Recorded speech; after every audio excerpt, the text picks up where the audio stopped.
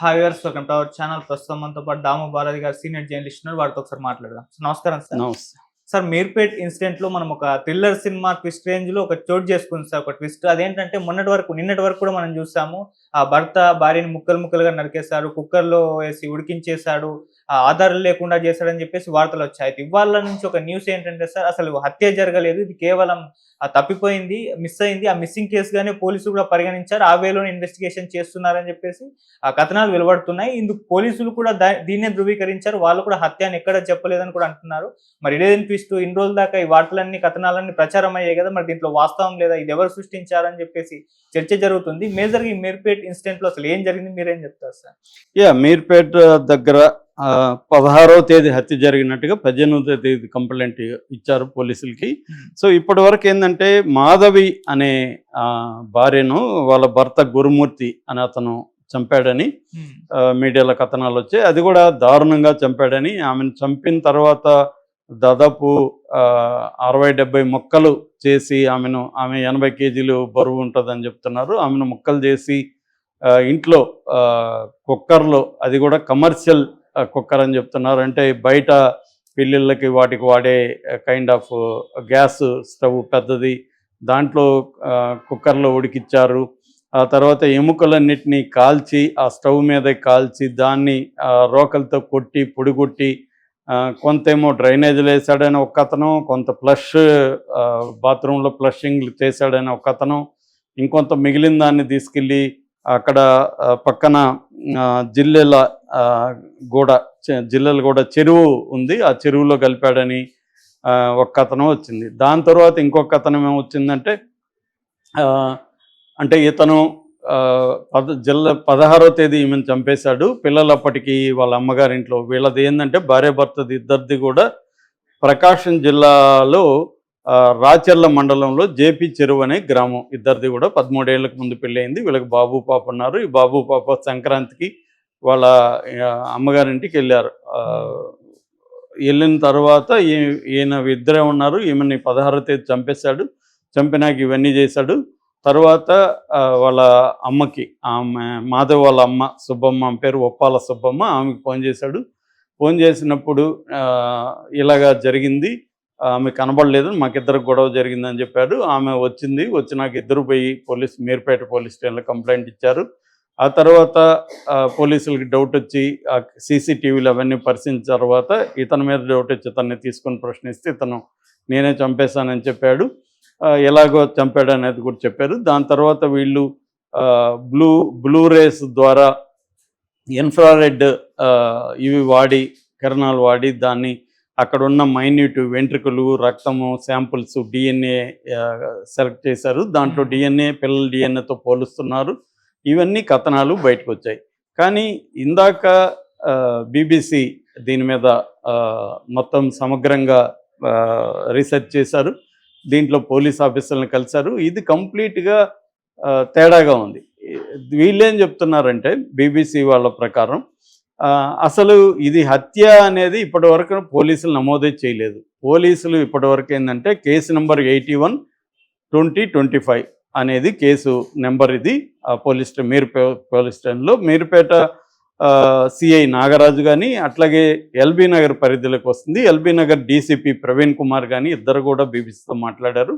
వాళ్ళిద్దరు ఏం చెప్తున్నారంటే, తల్లిదండ్రులతో మాధవి వాళ్ళ తల్లిదండ్రులు మాకు కంప్లైంట్ ఇచ్చారు. ఆ కంప్లైంట్లో తల్లిదండ్రులు హస్బెండ్ మీద, ఈ గురుమూర్తి మీద వాళ్ళు డౌట్ ఎక్స్ప్రెస్ చేశారు. మేము అందుకని గురుమూర్తిని పిలిపించి అడిగితే అతను 2-3 రకాల కథనాలు చెప్తున్నాడు. అతను హత్య చేసినట్టు ఏ రకంగా మాకు ఆధారాలు దొరకలేదు. కుక్కర్లో ఉడికించినట్టు కానీ, ఆ పొడిని ఇవన్నీ తీసుకెళ్ళి కలిపినట్టు కానీ మాకు ఎక్కడ ఆధారాలు దొరకలేదు. మేము దాన్ని ఎక్కడ మీడియాకి చెప్పలేదు. మేము మీడియాకి ఏం చెప్తున్నామంటే, ఇది ఇప్పటికి కూడా మేము మిస్సింగ్ కేసుగా నమోదు చేసుకున్నాము. ఇంకా మేము దీని మీద ఇన్వెస్టిగేషన్ జరుపుతున్నాము. ఇప్పటికి మేము ఏ రకంగా కూడా ఇది హత్య చేసినట్టుగా మా దగ్గర ఆధారాలు లేవు. మిస్సింగ్ కేసు లాగానే మేము పరిగణిస్తున్నాం అనేది క్లియర్గా వాళ్ళు బీబీసీకి చెప్పారు. అంటే ఇదంతా మీడియా సృష్టేనా ఈ కుక్కర్ వ్యవహారం? ఎందుకంటే బీబీసీ కిచెన్లోకి కూడా వెళ్ళి ఫోటోలు తీశారు. ఆ కిచెన్లో ఒక చిన్న కుక్కర్ ఉంది, ఏదైనా కొట్టుకోవడానికి ఒక చిన్న కలప ఉంది. ఆ కలప మటన్ నైఫ్ కానీ లేకపోతే ఏవి కూడా దొరకలేదు పోలీసులకి. ఆ కుక్కర్లో ఉడికించడం కూడా 80 కేజీల మాంసాన్ని మరి ఎంతసేపు ఉడికిచ్చాడు? ఉడికిచ్చే పక్కన వాళ్ళకి డౌట్ రాదు. ఇదేంటంటే ఒక ఇండిపెండెంట్ బిల్డింగు, మొత్తం 4 ఫ్లోర్లు ఉన్నాయి. వీళ్ళు 3వ ఫ్లోర్లో వెనక వైపున ఫ్రంట్లు కాకుండా వెనక వైపున వీళ్ళ ఇల్లు, ఫ్రంట్లో ఒక ఇల్లు ఉంది.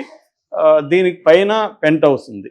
ఇప్పుడు ఈ ఫ్లోర్లో ఉన్న పక్కన వాళ్ళు లాక్ చేసుకుని వాళ్ళు జరగగానే రెండో రోజు ఖాళీ చేసుకుని వాళ్ళు వెళ్ళిపోయారు. ఈ మీడియాది పోలీస్ ఎంక్వైరీ ఇవన్నీ భరించలేక పెంట్ హౌస్లో ఎవరు లేరు. కింద మాత్రం జనం ఉన్నారు. వాళ్ళు మన ఛానల్ రిపోర్టర్ వెళ్ళినప్పుడు కూడా వాళ్ళు మాకేమీ తెలియదు, వాళ్ళు అప్పుడప్పుడు మాట్లాడే వాళ్ళు అంత తప్ప మాకేం తెలియదు అని వాళ్ళు చెప్తున్నారు.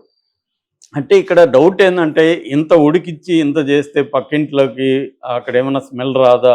మామూలుగానే మనం మాంసం ఉడికిస్తే పక్కన వాళ్ళు ఏంటి ఈరోజు మాంసం వండుతున్నారా అవన్నీ అంటారు కదా, మరి ఎన్నిసార్లు కదా ఉడికించాలి, ఎన్నిసార్లు ఉడికిస్తే అవుతుందా? రెండోది ఒక మనిషిని చంపడం కొట్టడం ఇదంటే అంత ఈజీ కాదు. దానికి ఎంతో టైము ఎంతో వ్యవహారం పడుతుంది. అదంతా అతను మరి ఒక్కడే చేశాడా? ఆ ఎముకల్ని మొక్కలు చేసి ఇవి చేసేస్తే స్మెల్ భయంకరంగా వ్యాపిస్తుంది కదా, అవన్నీ మరి ఎలా పక్కనింటి వాళ్ళు ఎవరు చూడలేదా? ఇలాంటి డౌట్లు అన్నీ కూడా మామూలు కామన్ పీపుల్కి వస్తుంది. కానీ మీడియా తాము అక్కడే ఉండి చూసినట్టుగా అన్నీ చెప్పేస్తున్నారు.